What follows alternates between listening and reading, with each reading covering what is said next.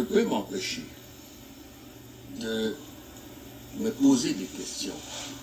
Des questions qui me sont posées chaque fois que je rencontre une personnalité étrangère et une personnalité nationale. On me dit, pourquoi les M23 revient-il? Qui arme les M23?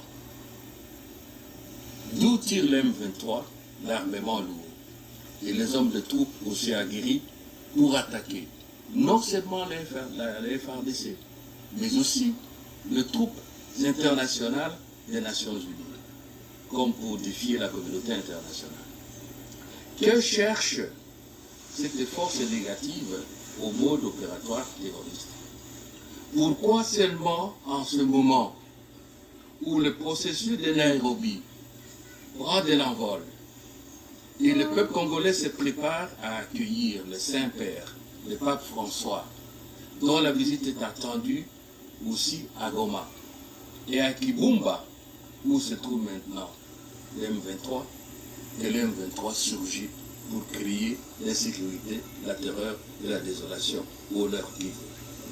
Pourquoi chaque fois que l'M23 est mis en cause, nos frères de tout le temps, ceux avec qui nous partageons la culture, nous partageons le sang à travers les tribus, les communautés communes, pourquoi chaque fois le Rwanda apparaît? Est-ce la poule qui cache le poussin, comme on dit dans notre sagesse ancestrale? À chacun de trouver sa réponse.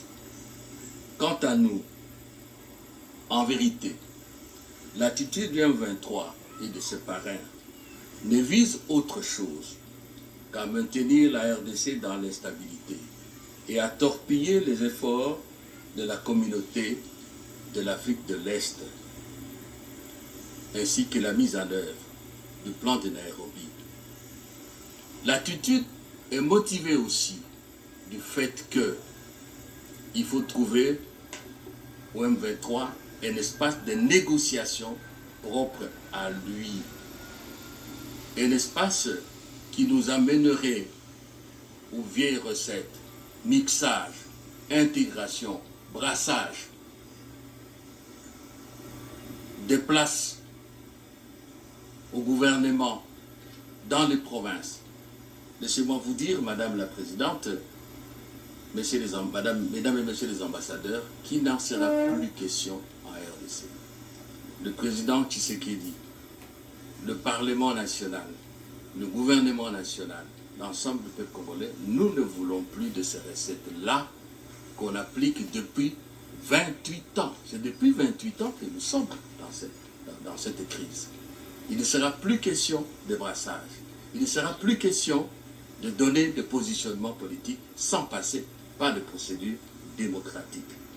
Et je peux vous assurer aussi que le chef de l'État, le Parlement national, le gouvernement de la République et tous les Congolais sont et resteront fermes et déterminés à défendre l'intégrité territoriale et la souveraineté de notre pays. Ce qui se passe aujourd'hui, c'est gravissime. Ce qui se passe est contraire à la Charte des Nations Unies, est contraire à l'acte constitutif de l'Union africaine, est contraire au droit international. Notre communauté, le Conseil de sécurité, doit s'y pencher très sérieusement